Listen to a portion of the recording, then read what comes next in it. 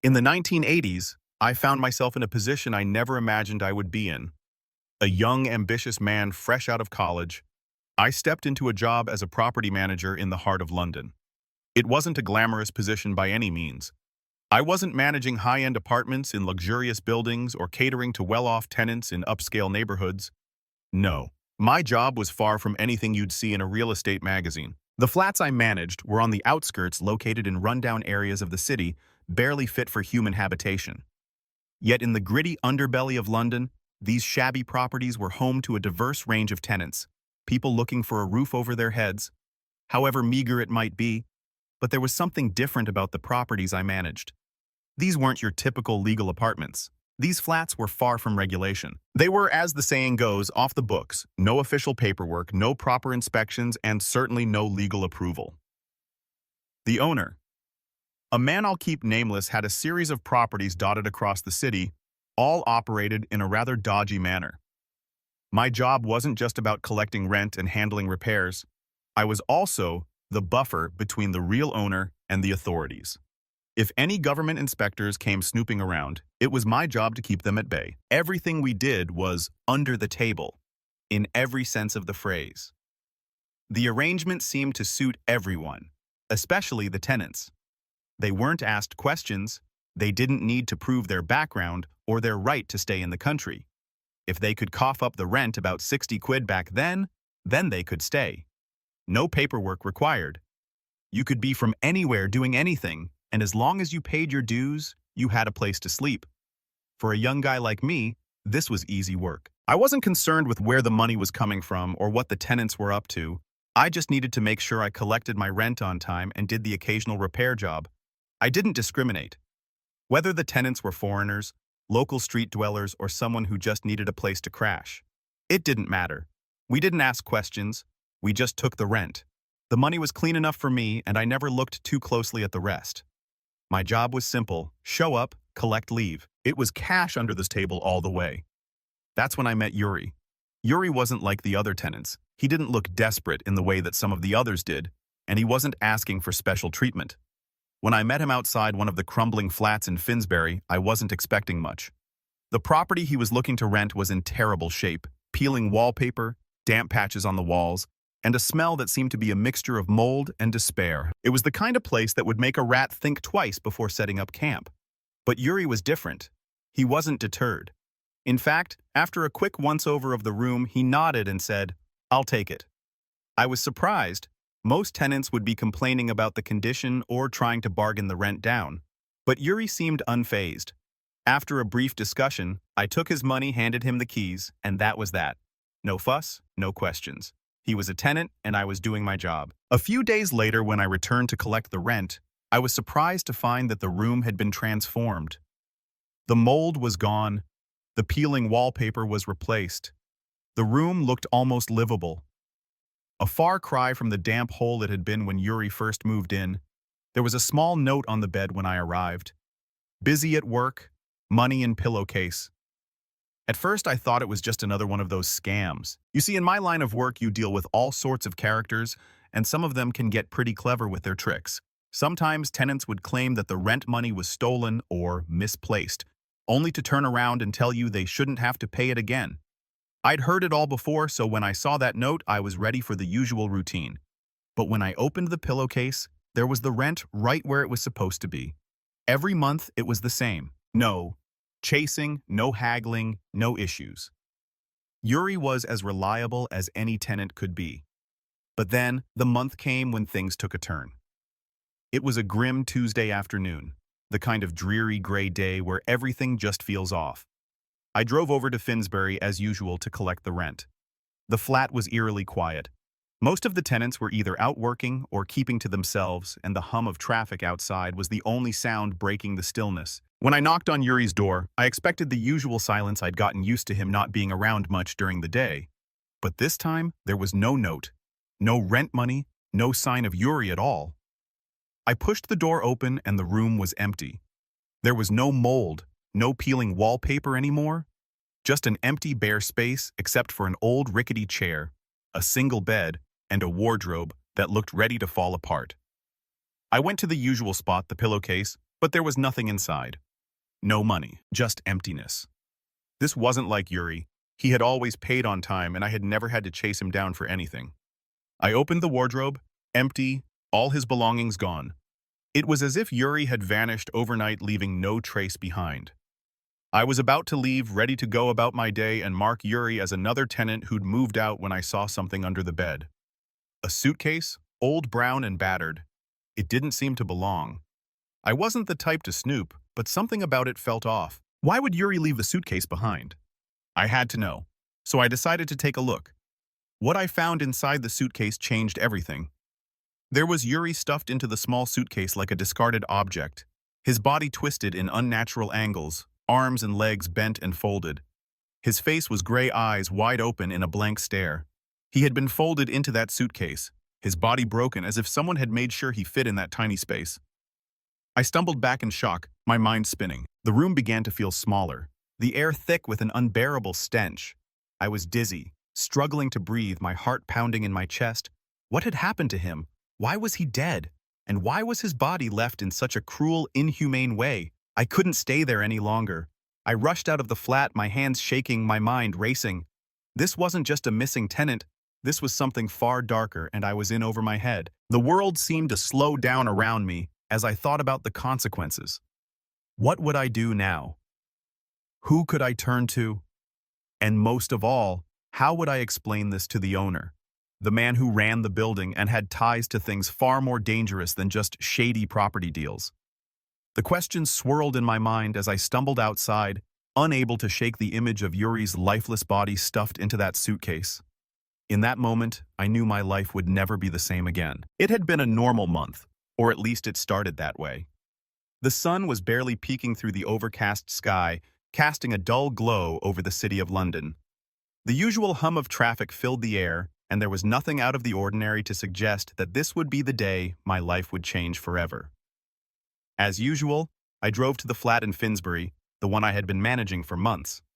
The tenants there were a mixed bag, some were decent, some less so, but nothing out of the ordinary. It had always been the kind of place where the rent was paid on time and everyone kept to themselves. That was until I found Yuri's room empty. Yuri had been one of the more reliable tenants. He was quiet, paid his rent on time, and kept to himself. He had moved into the dilapidated flat months ago, and despite the peeling wallpaper and mold that seemed to take over every corner, he seemed content. In fact, he had cleaned up the place over time, scraping away the layers of decay and grime that had built up over the years. When I first met him, I hadn't expected much. The house was in shambles, but Yuri didn't seem to mind. He had taken the room that no one else would. He paid the rent in cash every month. No fuss, no complaints. I had grown accustomed to collecting the rent from him. Each month, the same routine. I would knock on his door. Sometimes he would be out and I would find the rent money tucked carefully inside the pillowcase just as he had told me to expect. It had always been the same. Until that fateful day. I knocked on Yuri's door that afternoon. The place was eerily quiet, almost too quiet. There was a strange stillness that hung in the air, unlike the usual buzz of life that came from the other tenants coming and going. I knocked again louder this time, but there was no answer. I wasn't too surprised. Yuri often worked long hours and wasn't home much during the day. But today, something felt different. Something wasn't right. I pushed open the door, expecting to find the usual empty room, the one he had kept so clean and orderly despite its state of disrepair. But what I found inside made my stomach churn and my heart race in my chest. The room was for all intents and purposes empty. There was no sign of Yuri. No sign of the life he had brought to the flat. His bed was still there, along with the rickety old chair and the wardrobe that had been hanging on by a thread. But it was all vacant, stripped of life. I went to the usual spot, the pillowcase on his bed, where he always left the rent money, but this time there was nothing. I shook the pillowcase, checking it thoroughly, but the usual lump of cash was absent. It was the first time this had ever happened. Yuri had always been reliable. I had no reason to think he wouldn't pay his rent as usual. I looked around the room hoping to find some explanation, but there was nothing. I opened the wardrobe to see if perhaps he had left his things behind, but it was empty. No clothes, no personal items, nothing. It was as if Yuri had vanished into thin air. I stood there bewildered and confused, trying to make sense of it. Had he just moved out without telling me? That didn't make sense. He hadn't left a note. No warning. He wouldn't just disappear without a word. My mind raced, trying to come up with a logical explanation. I had dealt with plenty of tenants before, some of whom had pulled stunts like this, leaving without paying or claiming they'd been robbed when they hadn't left the rent money at all. But something about this situation felt different. There was an odd, unsettling silence that seemed to fill the room, as though the space itself was holding its breath, waiting for something to happen. Just as I was about to leave, I noticed something under the bed. It was a brown leather suitcase, battered and worn as though it had been through the ringer. It didn't belong there. I wasn't the type to poke around in my tenants' things, but something about this suitcase called to me.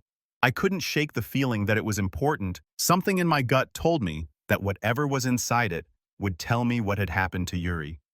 I knelt down beside the bed, my hands trembling as I reached for the suitcase. I flicked the latch open, my heart pounding in my chest. What I found inside made the room spin. There, inside the suitcase, was Yuri. His body had been twisted and contorted, packed into the small space like a discarded object. His arms were bent at odd angles, his legs folded beneath him in a grotesque way. His face was a sickly shade of gray, his eyes wide open in an unblinking empty stare. For a moment, I couldn't move. I stood frozen, my mind unable to process what I was seeing. I had found bodies before, but nothing like this. The sight of Yuri's lifeless body in that suitcase was like a punch to the gut, a horrifying image that I would never be able to erase from my memory. It didn't make sense. Why would someone do this to him? How had he ended up like this? I stumbled back, my hand clamped over my mouth in a futile attempt to hold back the bile rising in my throat. The smell in the room was overwhelming, a mixture of decay and something far worse that I couldn't quite identify. I had to get out of there. I couldn't stay in that room another second. The sight of Yuri's body, twisted and lifeless, would haunt me for the rest of my days. I rushed out of the flat, my legs shaking as I ran down the stairs, my mind racing with thoughts of what to do next. The first thing that came to mind was calling the police. But then another thought struck me. Who was I working for? The property owner was a shady figure at best, and his connections to the criminal underworld were well known. What would he say if I called the police? What would he do? I couldn't risk it. Not with the life I had built for myself. Not with the dangers that came with the job. Instead, I walked to a payphone around the corner, my hands still shaking. I called the owner, trying to keep my voice steady, though I knew he could hear the panic in it. I didn't come out and say what I had found. We had a way of communicating without directly saying things, code words, phrases that meant more than they appeared. I told him I had a problem, that something had happened with Yuri. His response was calm. Too calm, and it made my blood run cold. He asked if I was sure Yuri had left. I told him I was certain. His reply was chilling. Don't involve anyone else. Where is he now? When I told him the body was still there, he told me to handle it, to get rid of the body without calling the police. I froze. I had worked for this man for months, but I had never known the extent of his criminal ties. This was different. This was something much darker. The call ended abruptly, and I was left standing there, holding the phone, feeling the weight of the decision I now had to make. I didn't know what to do. My heart was racing, and all I could think of was how I had just stumbled into something far bigger and far more dangerous than I could ever have imagined. The moment I discovered Yuri's body, everything seemed to change. I had seen my fair share of messy situations as a property manager, but nothing could have prepared me for this. Finding Yuri's twisted, lifeless body stuffed into a suitcase was the kind of experience that would haunt anyone. It wasn't just the gruesome sight of the body, it was the weight of the decision I now had to face. I was standing on the edge of something much bigger than myself, and I had no idea what to do next. After stumbling out of Yuri's room, my mind was racing. I needed to think, but my thoughts were clouded by panic. I could barely remember how I made my way out of the building. My heart was pounding in my chest, my legs were shaking, and I could taste the sharpness of fear on my tongue. I had to get away from that room, away from the suitcase, away from everything that had just happened. But where could I go? My first instinct was to call the police. It seemed like the right thing to do. The body wasn't just abandoned, it was hidden, stuffed into that suitcase like garbage. But as soon as I thought about involving the authorities, another wave of fear washed over me. The property owner, the man who owned the flat, The man I worked for wasn't just a regular landlord. He was tied up in things I didn't fully understand, but I knew enough to realize that calling the police could have serious consequences. This wasn't just a bad tenant who had disappeared. This was something much worse, and I was suddenly caught in the middle of it. I decided to call him. My fingers trembled as I dialed his number, and as the phone rang, I felt a sense of dread settling in the pit of my stomach. What was I going to say? How was I going to explain what I had found? When he finally picked up, I tried to keep my voice steady, but there was no hiding the panic in my words. I couldn't just come out and say that I had found a dead body. No. We had a way of talking, one that allowed us to say things without saying them directly. So I tried to sound calm, but the fear in my voice was evident. To my surprise, the owner didn't react with shock or anger. He didn't curse me out or demand I call the police immediately. Instead, he stayed unnervingly calm. His response was chilling. He asked me if I was sure that Yuri was gone. I told him I was certain. That's when the owner gave his instructions. Don't involve anyone else. Where is the tenant? Now, I was confused. What did he mean by that? Where was the tenant now? What was I supposed to do? But then it hit me. He wasn't asking about the body. He was asking about Yuri's whereabouts. Like Yuri wasn't just a dead tenant, like his body wasn't lying in that suitcase twisted and broken. The next few moments passed in a blur. The owner told me not to involve the police.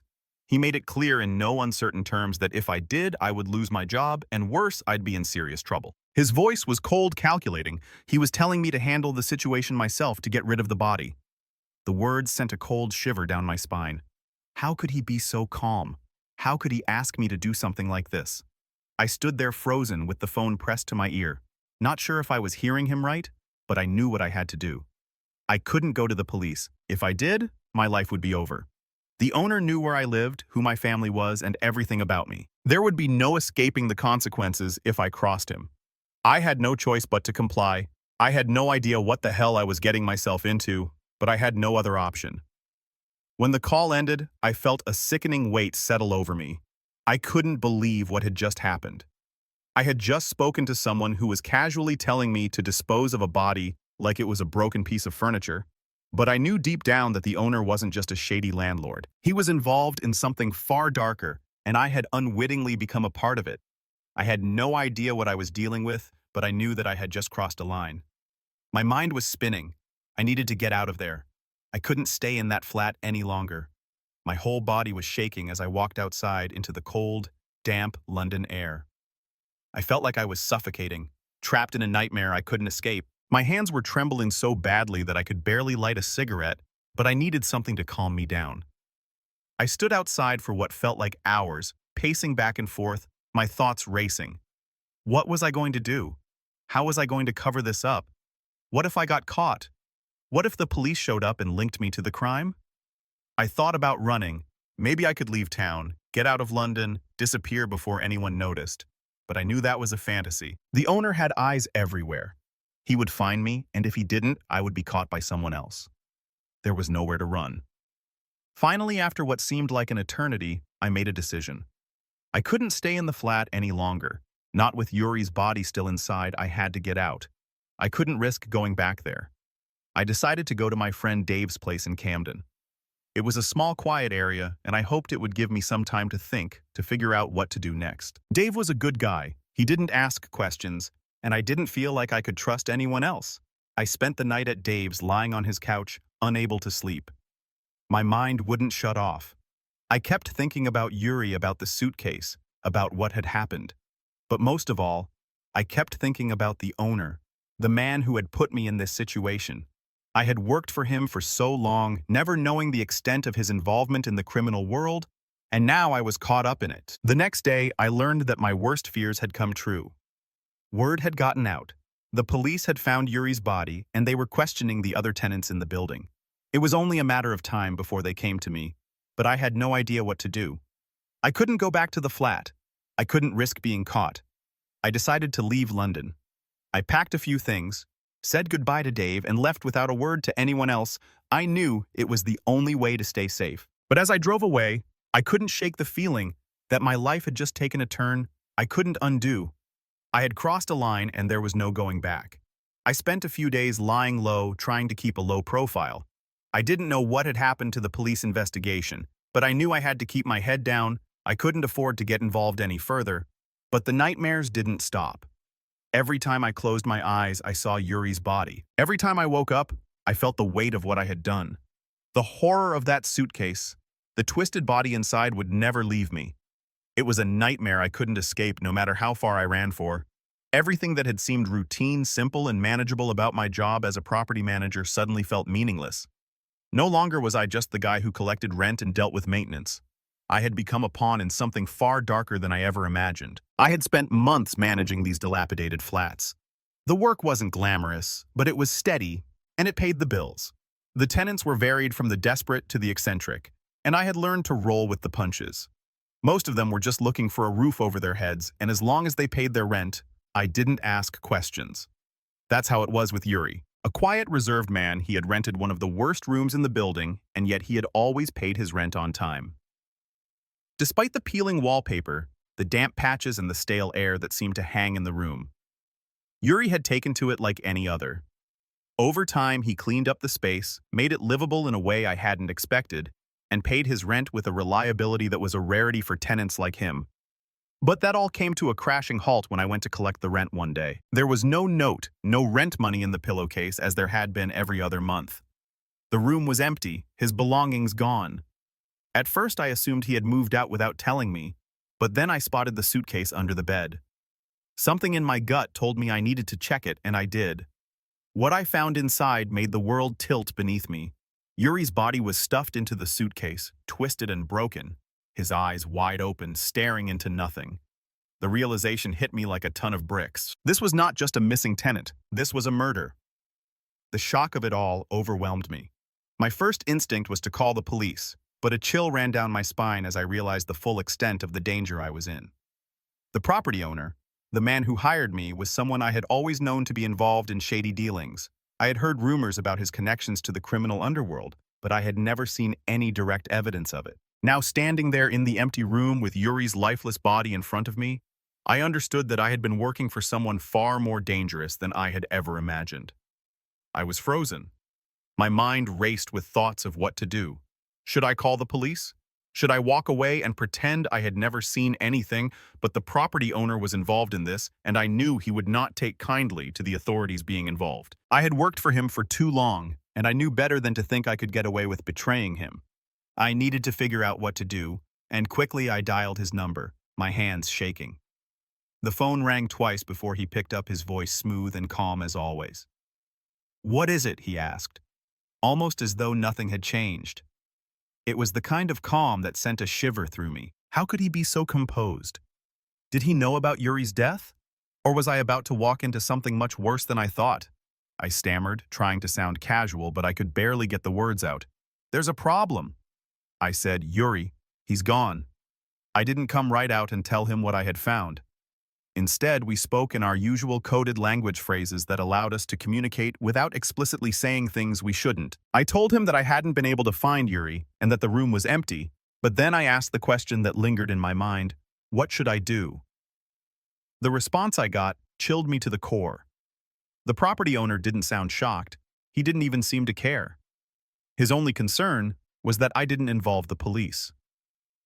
"Don't tell anyone," he instructed in his usual matter-of-fact tone. "Where is he now?" I was taken aback by the question. What did he mean by that? Where was Yuri now?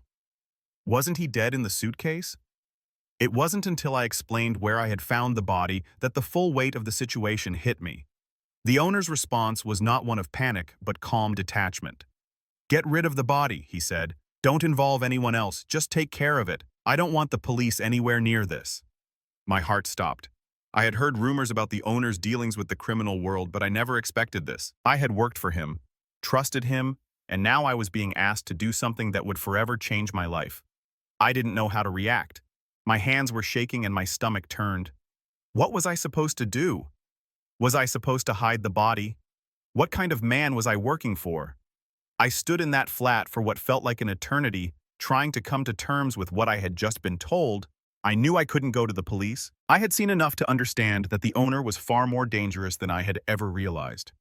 If I called the authorities, I would be out of a job, and who knew what would happen to me. This wasn't just a case of a missing tenant or a late rent payment. This was something far more serious, and I had no choice but to follow the owner's instructions. I left the flat, my mind spinning. I didn't know what to do next, but I knew I couldn't stay in the building. I couldn't go home either. I needed to lay low. So I went to the pub. It was only just past noon, but I needed something to calm my nerves. I didn't know what was happening, but I felt like I was being sucked into a vortex I couldn't escape from.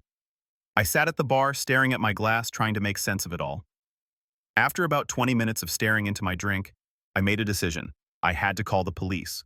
I couldn't just pretend like nothing had happened. The body was too important, and I couldn't live with the guilt of hiding it. I took the last drag of my cigarette and made my way to the payphone.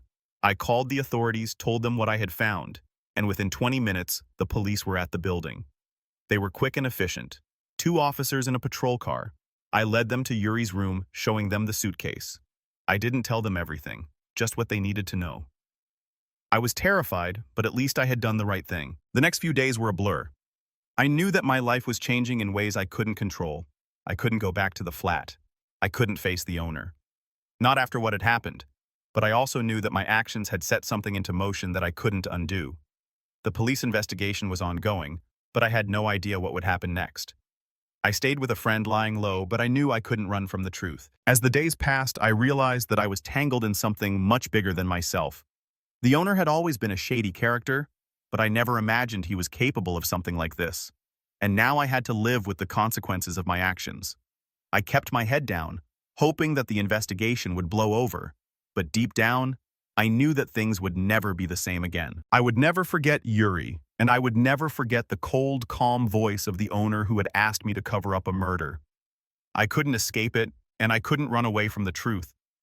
Just the grisly discovery that haunted me, though, that was bad enough. What truly left me paralyzed with fear was the realization that I had become entangled in something far darker than I ever could have imagined. I had worked as a property manager for years in a world where the rules were always bent or ignored, where the tenants I dealt with were often just a step away from criminality or desperation. The flats I managed were hardly ever up to code. The rent was mostly in cash, and the owner, a man whose name I never dared to mention to others, was known for his shady dealings. He wasn't just some run-of-the-mill landlord. No, this man had connections, and those connections were a source of unease for me. I had always known he was involved in less than legal activities, but I had never been directly involved in anything too dangerous, or at least I hadn't thought so. Until that day, I had found Yuri's body in the most horrifying way possible. It was as though he had been discarded, crammed into a suitcase like a piece of luggage that had outlived its usefulness. His body was broken, twisted, and I could still see the haunting image of his lifeless eyes staring back at me in a way that still sent chills through my spine. I had been in this game long enough to know that things like this didn't happen by accident. Someone had done this to him, and that someone was likely someone who wouldn't hesitate to do it again. But the fear wasn't just from the murder itself, it was from what came after. When I found the body, I knew I couldn't go to the police. The property owner had too many connections, and I wasn't naive enough to think I could escape unscathed by involving law enforcement. I had seen what could happen to people who crossed him, and it wasn't pretty. The more I thought about it, the more I realized how deeply I was involved in a situation that had spiraled far beyond my control. The property owner wasn't just a criminal.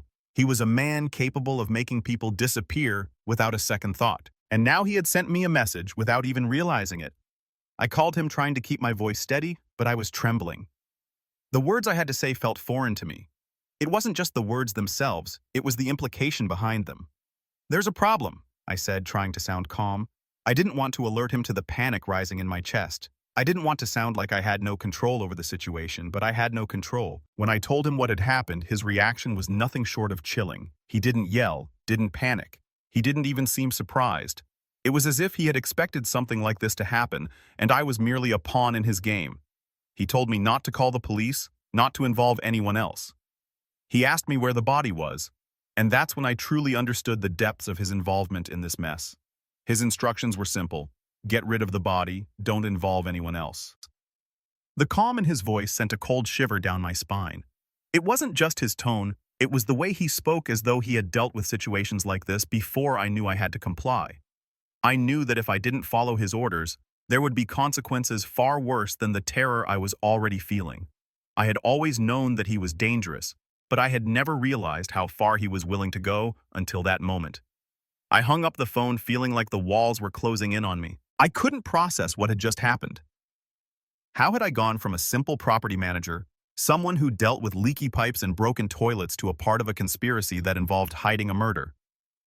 What had I gotten myself into? I knew I couldn't stay at the flat. Not with Yuri's body still in that suitcase, but I couldn't go home either. If the property owner found out where I lived, I knew it wouldn't be safe. So I did what anyone would do when they were in this kind of situation. I ran. I drove to a friend's house in Camden, desperate for a place to hide. I couldn't think straight. I needed time to figure out what to do, to process what had happened, but I couldn't shake the feeling that I was being watched. The night dragged on, and I found myself lying on my friend's couch, staring at the ceiling, my mind racing. The image of Yuri's body haunted me. How had he ended up in that suitcase? Who had done this to him? And why had I been involved in covering it up?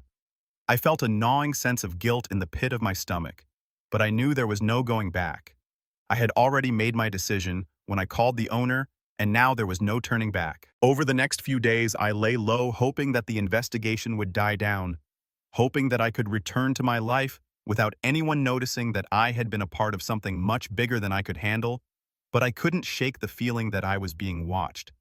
Every knock on the door, every unfamiliar face I saw on the street made my heart race.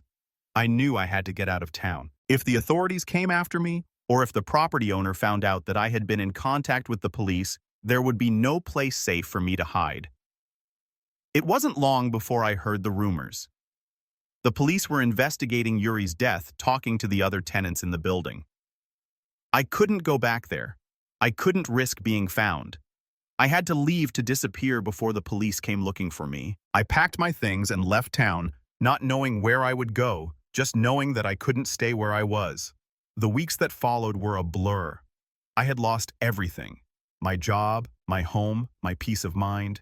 I lived in fear, always looking over my shoulder, wondering when someone would come to collect. I had become a part of a world I didn't understand, a world where murder was just a step in the game and people like me were expendable. I knew one thing for sure: I could never go back. Not to London, not to the property owner's shadowy world, not to the life I had once known. I had crossed a line, and there was no turning back. The fear, the guilt, the uncertainty would be my constant companions for the rest of my life. I had seen the darkness, and it had seen me, and now it was too late to escape. Haunted me. I had thought that seeing a corpse would be the worst thing that could happen to me, but I was wrong. The aftermath. The consequences of what I had stumbled into were far more terrifying. It wasn't just about the body, it wasn't just about the death, it was about what came after, about how one moment of weakness, one choice to look the other way, had pulled me into a nightmare from which there was no escape. I couldn't go back to the flat, the property where it all happened. The place where I found Yuri was no longer a place I could visit without feeling the cold grip of fear clutching at my throat. The phone call with the property owner, that chillingly calm conversation in which he told me to take care of the body, had irrevocably changed everything. The weight of those words stayed with me, pressing down on me like a stone in my chest. I had obeyed him, or at least I had tried to, but now the situation had spun completely out of control. The weeks following the discovery were a blur. I went through the motions, but I wasn't really living. I stayed in the flat, hiding away, trying to avoid any contact with the authorities or the tenants in the building. I had to stay out of sight. It was clear to me now calling the police had been a mistake, but there was no taking it back. Once the body had been found, everything began to spiral. I wasn't just a manager anymore. I was a part of something darker, something dangerous. In the days that followed, I learned that the investigation was progressing. The police were asking questions, speaking to other tenants in the building, and rumors were starting to circulate. It wasn't long before I realized that the property owner had become aware of my actions.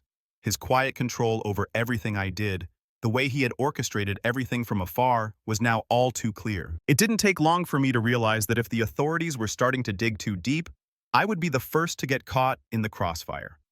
I couldn't go back to my apartment. I couldn't go back to the flat I had once considered home.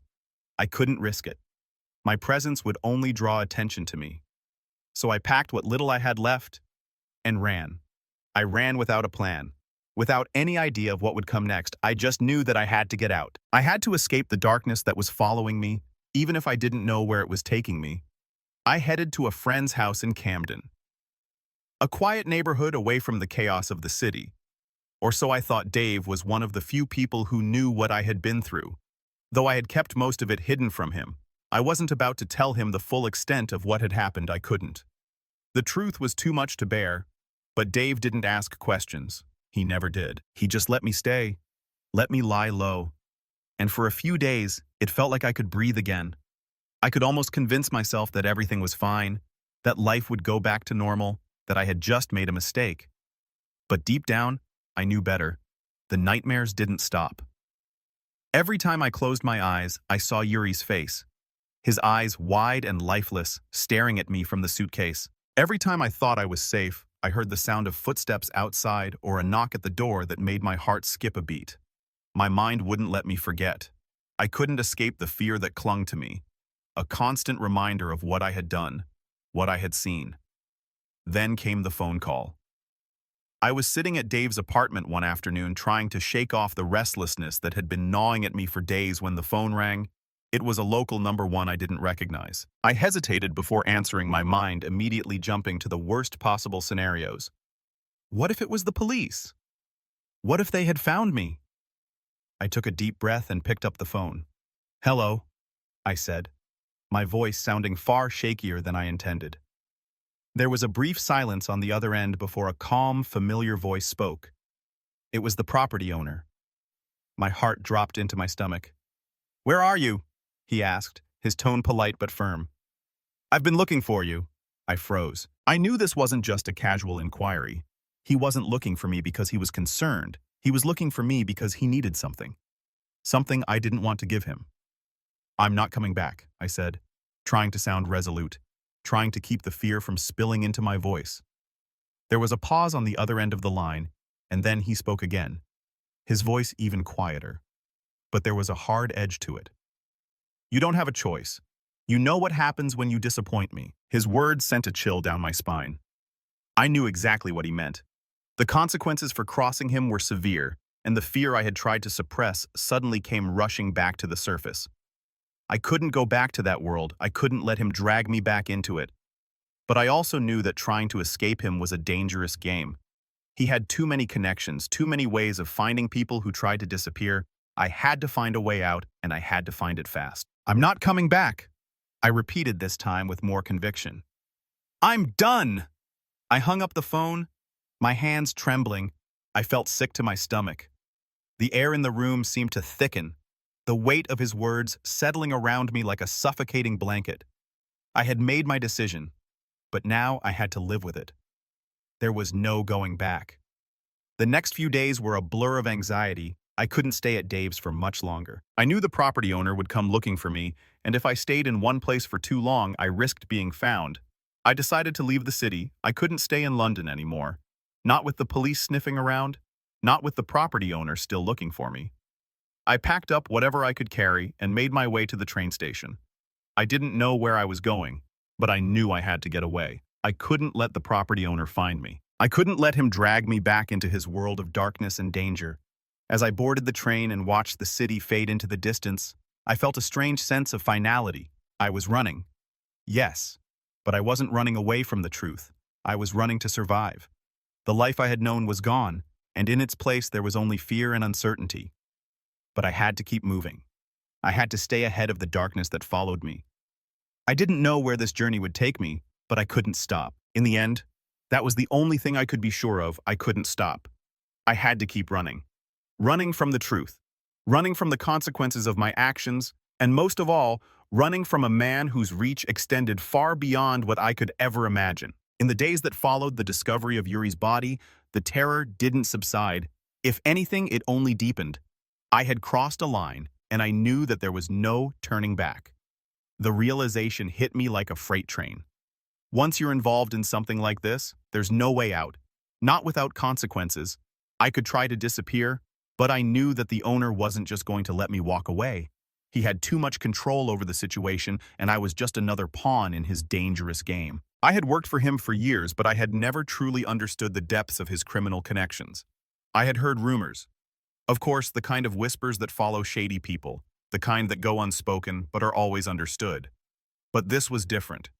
The moment I found Yuri's body, I had become involved in something far darker than I ever imagined. And now I had to pay the price. I couldn't stay in the flat any longer. Not with the police getting involved, and not with the owner possibly looking for me, I had to leave London. But where could I go? There was nowhere safe. I couldn't go back to my old life. I couldn't trust anyone. The fear that had settled deep in my chest was constant. It was always there gnawing at me, reminding me that I had crossed a line that couldn't be uncrossed. I made a decision. I would leave the city. But even as I packed my things, a sick feeling lodged in the pit of my stomach. Leaving wouldn't solve anything. I knew that the property owner had eyes everywhere. He had resources, and I had become a liability. Once I had made the call to the police, I had sealed my fate, but I didn't have a choice. The alternative was far worse. I moved into Dave's place in Camden, hoping to stay off the radar for a while. Dave was one of the few people I trusted. Although I didn't tell him the full truth, I didn't think he'd understand the depths of the situation. I couldn't bring myself to explain it to him. How could I? How could I explain that I had unknowingly become entangled in a murder in a criminal underworld that I had no business being a part of? For a few days, it seemed like I had found some semblance of peace. I could almost convince myself that things were normal. I tried to bury the memories of that day, the body, the twisted limbs, the lifeless eyes staring at me from inside that suitcase. But the nightmares never stopped. Each time I closed my eyes, I saw Yuri's face. Each time I woke up, I could still feel the weight of the suitcase in my hands, still smell the decaying body, still hear the hollow sound of the owner's voice on the phone, calmly telling me to take care of the situation. But the peace didn't last long. One afternoon, Dave was out, and I was left alone in the apartment, pacing back and forth, trying to keep my mind occupied. That's when the phone rang. It was a local number one I didn't recognize. I hesitated before answering. My gut told me it was the property owner. The knot in my stomach tightened. The moment I picked up, I knew my fear had been justified. "Where are you?" The voice was calm eerily, so it was the property owner. I froze. My heart began to race. I had been expecting this call, but hearing it made everything feel real. The terror creeping back over me. "I'm not coming back," I said, trying to sound resolute, but my voice wavered despite my efforts. There was a pause on the other end of the line. Then in the same measured, calm tone, he responded, "You don't have a choice." The words hit me harder than any physical blow. "You don't have a choice," he repeated. "You know what happens when you disappoint me?" I felt a cold sweat break out across my skin. This was it. This was the moment when I had to make the decision to either face him and the consequences or keep running, never knowing if I would truly escape. The next few minutes were a blur. He gave me instructions, the same cold, calculated orders he had always given me. "I want you to come back.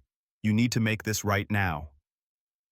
The finality in his voice made my blood run cold. He wasn't asking, he was telling me, and I knew that there was no turning back.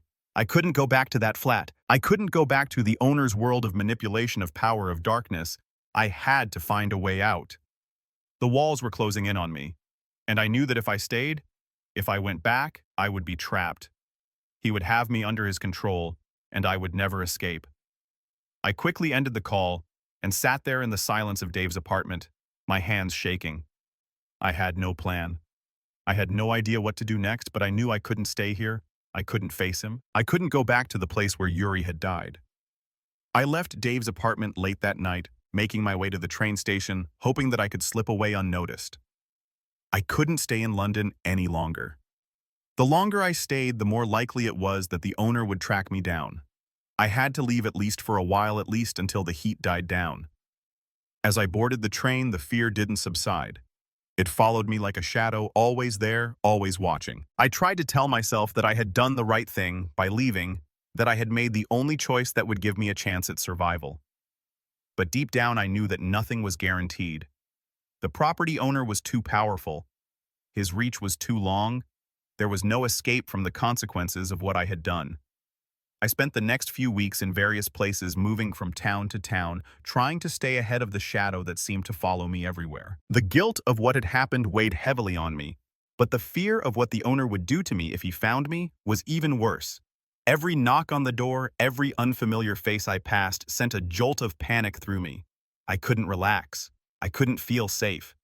The past was always there, lurking just behind me, reminding me of what I had become a part of. I eventually stopped running. There was nowhere left to go. I had become a ghost in my own life, hiding from the past and from the man who still controlled it all. I had no more plans, no more options. I had made my decision to leave London, to leave the life I had known. But now I had nothing left. Only fear and guilt. The day I found Yuri's body was the day my life truly shattered. Up until that point, I had thought I had seen it all. The job of property managing was never glamorous, and I had dealt with enough shady tenants, broken toilets, and questionable situations to think that nothing could really rattle me anymore. But nothing could prepare me for what I would find in that crumbling flat in Finsbury. Yuri was one of those tenants who kept to himself. He wasn't a troublemaker, at least not in the ways that many of the others were. He paid his rent on time, kept his room tidy, and never complained. But there was always something strange about him, something that made me uneasy, even though I couldn't pinpoint what it was. He seemed to exist in the background of the building, and I didn't think much about him until the day I went to collect the rent and found the room empty. There was no sign of Yuri, and the room was completely gutted, his clothes, his few belongings gone. The space was eerily silent except for the faint stale smell that still lingered. At first I assumed he had just moved out without notice, though that didn't quite add up. He had been so dependable in paying the rent each month, so why would he just up and leave without saying a word? That's when I noticed it, a suitcase under the bed. Something about it seemed off, as if it didn't belong there. But in a place like that, nothing ever felt completely right. I felt an urge to leave it be, to ignore it and pretend I hadn't seen it, but curiosity won out. I bent down, pulled the suitcase out from under the bed, and opened it. The moment I saw what was inside, I froze. Yuri was crammed inside that suitcase. His body was twisted and contorted in ways no living person should be. His arms were broken, bent at unnatural angles, and his legs had been forced beneath him in a grotesque manner. His eyes were wide open, but the color had drained from his face, and his skin was already taking on the dull, lifeless hue of death. It wasn't just that the sight of a dead body was shocking. It was the realization that I had just stumbled upon a murder. The shock hit me like a punch to the stomach, knocking the wind out of me. I could hardly breathe, my chest tightening as panic and disbelief flooded my mind. What had happened to Yuri? Who could have done this to him? And why I couldn't stay in that room? I stumbled backward, my hand covering my mouth to keep from vomiting. The stench of decay filled the room. But it was nothing compared to the rising terror inside me. I knew that finding a body in this situation meant trouble. Big trouble. The building I managed wasn't just any property. It was one that had been home to some shady characters. I wasn't just dealing with a missing tenant. I was dealing with something far darker, something far more dangerous, and I had no idea what to do. Shikis. For a few moments, I stood there, my mind spinning, trying to make sense of the scene. But I knew that there was no way I could just walk away and ignore it. I couldn't leave the body to be discovered by someone else. The thought of the police getting involved sent a wave of panic through me. The property I managed was not exactly legal. Most of the tenants were barely keeping themselves afloat, and I had no doubt that the owner of the building had his own reasons for wanting to keep things under wraps. There was no way the authorities would overlook a situation like this. I had to figure out what to do, but I didn't have much time. The longer I stood there, the more I realized that I was in way over my head. The building wasn't just a place where people rented rooms, it was part of a much bigger picture, one that I had never fully understood until now. The owner of the property wasn't just a slumlord, he was tied up in something much more sinister, and I had unknowingly become a part of it. I knew I had to contact him. As much as I dreaded it, there was no choice. I had to tell him what had happened and figure out what to do next. But as I picked up the phone and dialed his number, I felt my heart race. What was I going to say? How would I explain that I had found a dead body in one of his properties? The call rang twice before he picked up. His voice was calm, detached, as if this was a routine conversation. It wasn't, but I had no choice but to act like it was. I tried to keep my voice steady, but I could feel the panic rising in my throat. I explained that there was a problem, that I had found Yuri's room empty and his belongings gone. I didn't tell him everything. I couldn't. I didn't want him to know just how badly I had screwed up. His response was chilling. "Where is he?" he asked. I could feel my stomach drop. What did he mean? Where is he? Did he already know? When I told him where I had found the body, his voice never wavered. He didn't sound surprised or concerned. Instead, he gave me instructions, calm and measured. "Don't involve anyone else," he said. "Take care of it. Get rid of the body." I couldn't believe what I was hearing. He was asking me to dispose of the body. Just like that. No concern for the life lost. No fear of the consequences. Just an order to clean up the mess. "Get rid of the body," he repeated. "And don't talk to anyone. No police. No one." His calmness was terrifying. It was as though he had done this before, as though this was just another thing to clean up. And the worst part, I had no choice. I was in too deep now. If I defied him, if I went to the police, there was no telling what would happen. My job. My life. They could all disappear in an instant. I spent the next few hours in a daze, unable to think straight, knowing that I had just made the worst mistake of my life. I couldn't just walk away. I had to cover it up. I had to follow his orders. I was trapped and I knew it. The property owner's control over my life had never been clearer than in that moment. I never expected to find myself in a situation like this. I never imagined that something so horrific could happen under my watch. And now, there was no way out. I had to live with the consequences of my actions, and I had no idea where it would lead. But one thing was certain. My life had changed forever, and nothing, not even my own survival, would ever be the same again.